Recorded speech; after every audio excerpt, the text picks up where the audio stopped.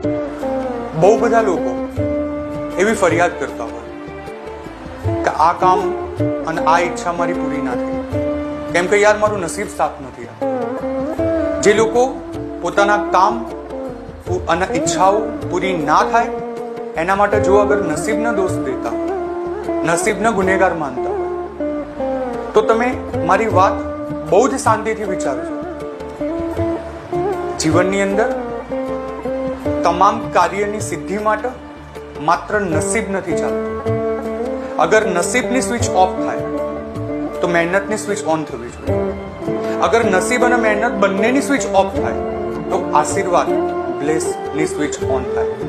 અને દોસ્ત, આ બધું જ થાય ને એના માટે આપણી 100% સારા કર્મ, સત્કર્મ, સત વિચાર અને સત જીવન. આ સત અને સત